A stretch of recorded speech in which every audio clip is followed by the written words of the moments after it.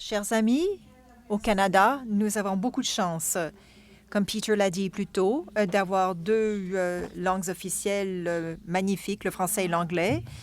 Alors, nous avons décidé qu'il était très important, ce Forum national du pouvoir des arts, de refléter la richesse de notre richesse. C'est la raison pour laquelle nous avons décidé de vous offrir des services d'interprétation simultanée. Est-ce que ça fonctionne? Super. Ainsi, chacun d'entre nous allons pouvoir choisir de parler en français ou en anglais, la langue de notre choix. C'est l'occasion incroyable de se familiariser avec les différents accents et la sonorité de deux langues officielles. Mon choix, c'est de vous parler, mais mon allocution en français.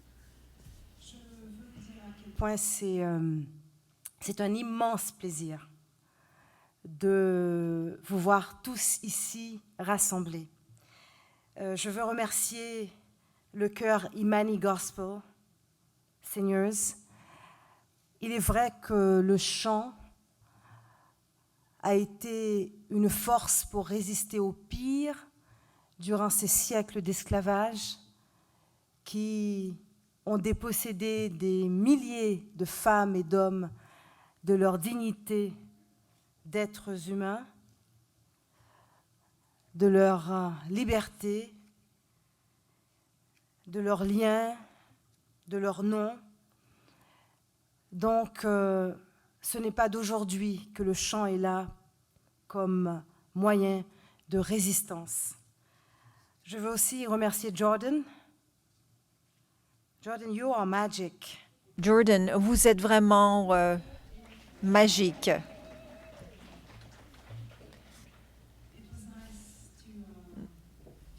Il a été agréable de vous avoir dans la délégation du Centre de l'Europe et ce que vous avez fait avec les enfants Romanichel était vraiment incroyable. Cette petite fille, je crois que vous lui avez donné quelque chose qui va rester dans son cœur pour toujours. Vous avez fait preuve de générosité, de magie également.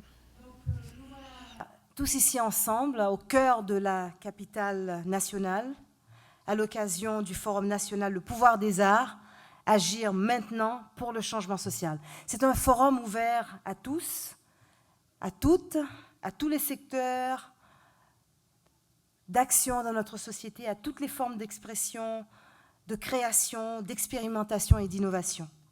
Et je vous dis merci d'avoir répondu une fois de plus, une nouvelle fois, au rendez-vous. L'année dernière, nous étions plus de 200 à nous être rassemblés tout un week-end pour engager un dialogue national, pour former un nouveau mouvement en faveur des arts. Les arts qui rapprochent, nous l'avons entendu dire plus d'une fois à ce micro, les arts qui rassemblent, qui brisent nos silences, qui brisent nos solitudes et qui bousculent l'indifférence. Les arts qui nous redonnent de la force, des couleurs, de la résonance, aussi à nos idées, aux valeurs, aux rêves que nous avons en partage et qui engagent le changement là où il le faut dans nos sociétés. Les arts pour l'espoir, dans la solidarité, dans la fraternité, le dialogue et la diversité. Les arts qui disent la liberté et qui sont un rempart face à toutes les barbaries. Les arts qui donnent aussi un sens plus grand encore à la démocratie, pour une gouvernance plus inclusive et pour mieux vivre ensemble.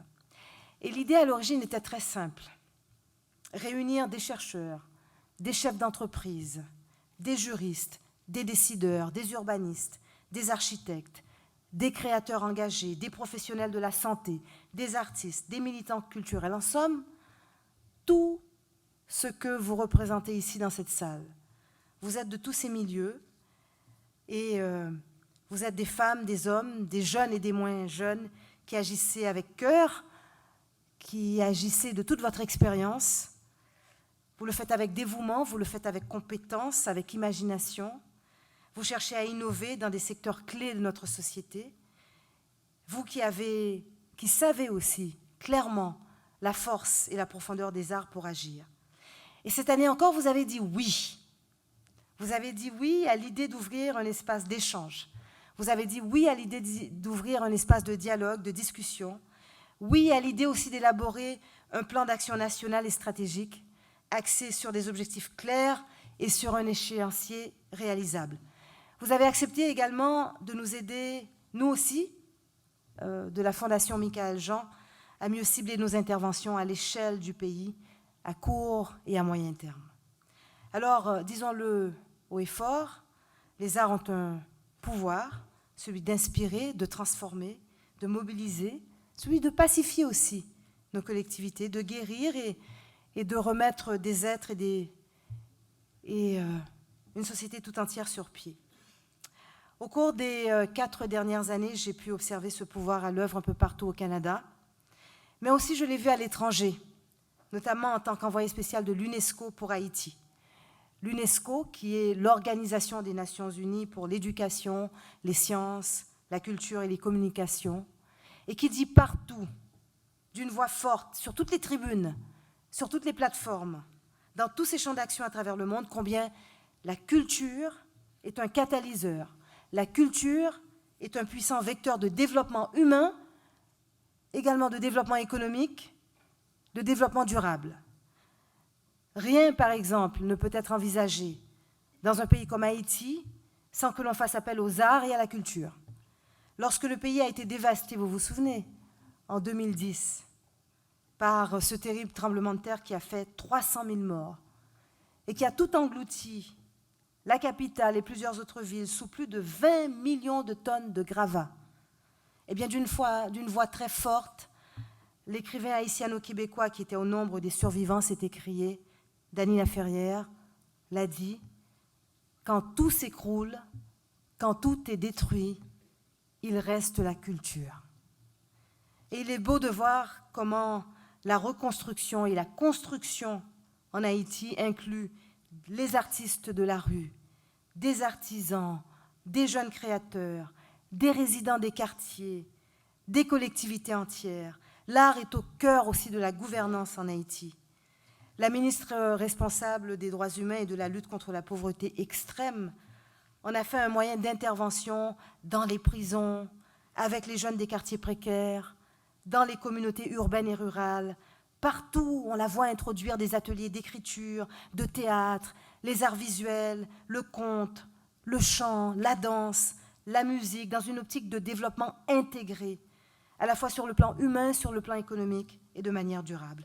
Donc il est bon de savoir que nous qui sommes ici, faisons partie d'un mouvement, nous faisons partie d'un ensemble, d'une mouvance internationale qui voit dans les arts autant de façons de fédérer davantage nos efforts, nos réalisations, nos expériences, nos institutions également et nos modèles de développement.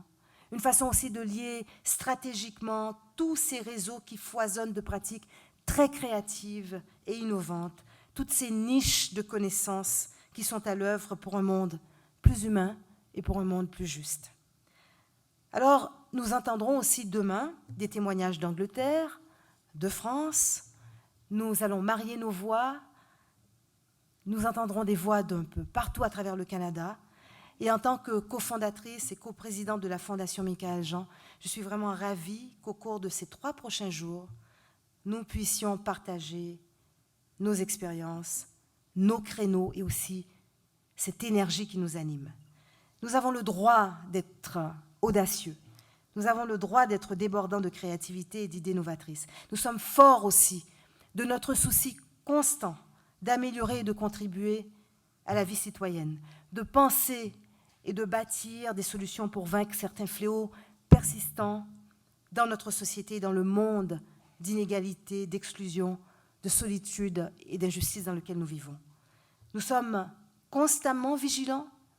Chacune et chacun d'entre vous porte cet état de vigilance, cette volonté aussi de désamorcer des forces de destruction qui sont à l'œuvre partout à travers le monde et qui mettent l'humanité en péril. Je dis donc à vos marques, prêts à l'action. Partez. Merci beaucoup. Merci infiniment.